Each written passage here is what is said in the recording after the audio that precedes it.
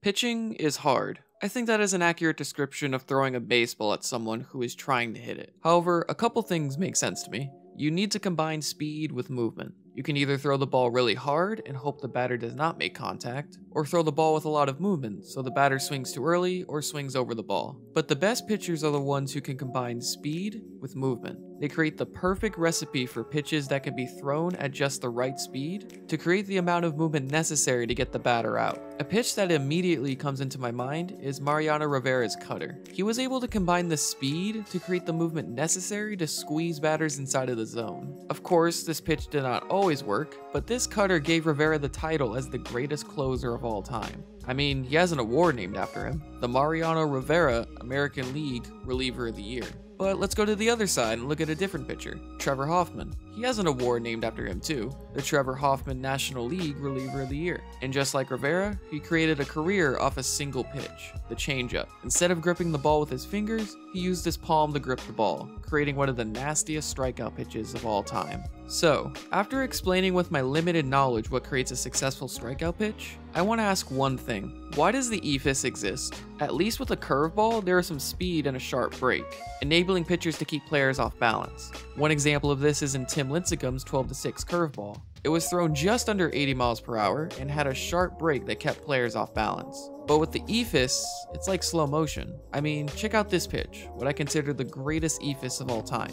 Just look at it. The audacity of this 12-year-old to throw that pitch to this hitter and strike him out. Well, that's all that needs to be said, really. I'm calling this the greatest pitch of all time. What I'm trying to say is that the creation of the Eephus has led to some very foolish looking batters. And despite just showing the greatest pitch of all time, it's not the most memorable. I think the title of greatest Eephus of all time should be given to this one. So today, I'll be talking about a brief history of the Eephus and what led to this moment right here, along with some other interesting stories.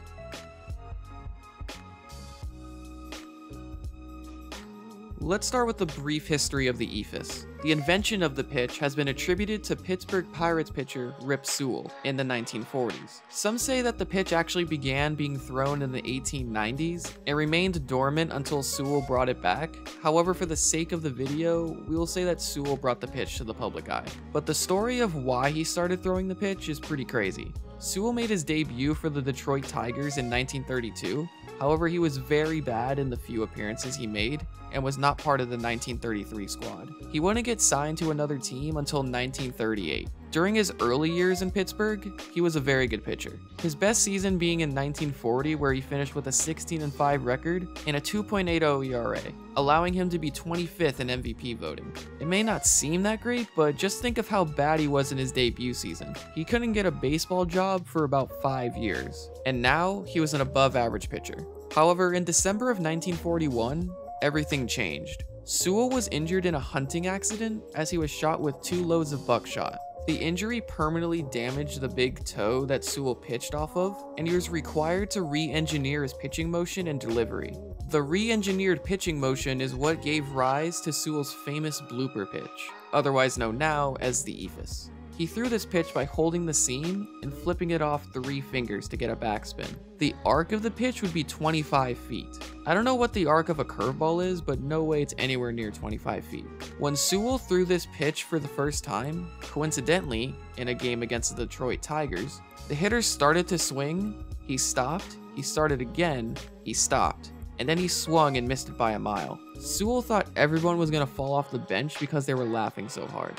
Pittsburgh outfielder Maurice Van Robeys coined the pitch as the Eephus pitch, saying Eephus ain't nothing, and that's what that ball is. This pitch turned Sewell into a star. From 1943 to 1946, he was a 3-time All-Star, with his best season coming in 1943.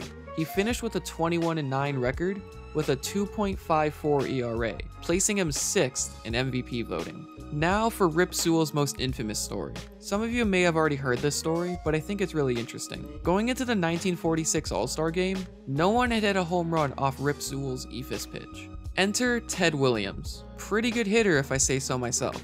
He stepped up to the plate. On the first pitch, Sewell threw an Eephus and it was fouled off. He kept throwing the same pitch through the whole at-bat. Then on a 1-2 count, Williams pulled the Eephus over the right field wall for a home run.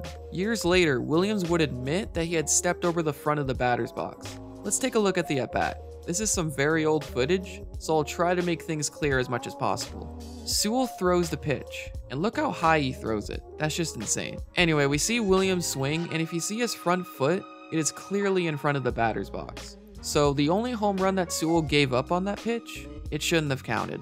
Alright, so that was a long history lesson on the background of this pitch, but it's really fascinating when you think about it. Other pitchers have used this pitch, including Steve Hamilton, Pascual Perez, and even some modern era pitchers like Livan Hernandez, Yu Darvish, Clayton Kershaw. They have all thrown slow curveballs that resemble the Eephus. But let's get to the main story of the video, this pitch. I've seen this pitch for a while now, and I've always wanted to know the story behind it, and I'm assuming some of you would too, so here it is. This game took place on September 9th, 1981, in a matchup between the New York Yankees and the Milwaukee Brewers. In research for this video, I tried to figure out how playoff seedings worked back in the 1980s. Little did I know that in the 1981 season, there was a playoff strike in the middle of the season that lasted from mid-June to early August. I'm not going to get into the details of the strike, but the strike did make the league have to rethink the playoff structure for the 1981 season because of the amount of games postponed. The solution was to split the season into two halves. The first place teams from each half in each division meeting in a best-of-5 divisional playoff series. The Yankees were already a lock for the playoffs, so they were just playing for fun at this point. However, the Brewers were playing for a playoff spot, so the Brewers were the ones that actually needed the win. As said previously, this game took place on September 9th, 1981. This was actually the second game of a doubleheader due to a rainout a couple days earlier. The Yankees won the first game 5-2. Heading into the second game, the Brewers could not afford to lose to the Yankees. They were 48-37 heading into the first game, so after the loss heading into the second game, with the Tigers and Orioles also losing that day, the Brewers needed to win. To the top of the sixth we go. Relief pitcher Dave LaRoche, the man famously known for his pitch known as La Lob, was facing power hitter Gorman Thomas, with 2 outs and 2 runners in scoring position. Before we move on, let's just admire this picture of Gorman Thomas. Alright, let's continue. The Yankees were losing 5-2, but it was only the 6th inning, so there was a lot of baseball left to be played. 2 more runs on the board would have made a comeback a lot tougher to complete. The pitcher LaRoche, knowing Gorman Thomas was the Brewers' top power hitter, decided to throw an at-bat filled with Eephus pitches, or La Lobs. LaRoche knew that he had never faced Gorman Thomas before that day, so Thomas seeing the pitch for the first time would make for an entertaining at-bat. So on to the at-bat. On the first pitch, which I can't find footage for, he threw an Eephus for a ball. The next pitch came in, Thomas fouls it off for strike 1. As LaRoche got a new baseball, the Brewers slugger picked up on the strategy being used against him. He's gonna throw that thing again, isn't he? Indeed he did, as he threw another Eephus. In a fit of confusion, Thomas tried to bunt on base. Keep in mind, in the 1981 season, Thomas had 0 successful bunts. In a later interview, Thomas said that he had never seen a major leaguer throw a pitch like this, so he was unsure of the technique he needed to use to hit the ball effectively. On the 1-2 pitch, LaRoche threw the only fastball in the at-bat for a ball. Now the crowd is on its feet, begging for another La Lob. I mean, think about it. If you're at a game and your favorite pitcher decides to lob the ball 20 feet in the air to fool the hitter, you would be intrigued. In this case, a strikeout would have ended the inning and would have left the runners in scoring position, which of course would have made any home crowd cheer. Combine that with the thought of an Eephus, or in this case the famous La Lob, striking the hitter out, the crowd would go crazy. Well, that's exactly what happened. There it is.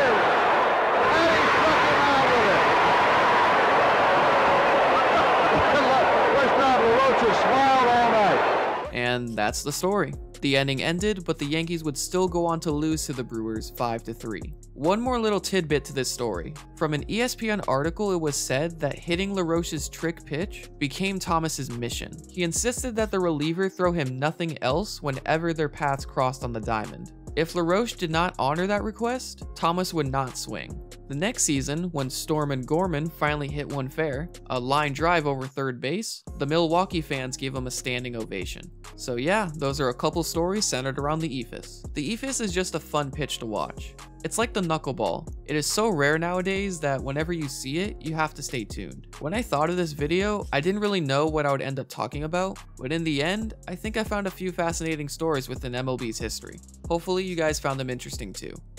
Hey guys, just a quick message at the end of the video. The last time I released a video, I was at around 15 subscribers. Now I have almost 250 at the time of recording.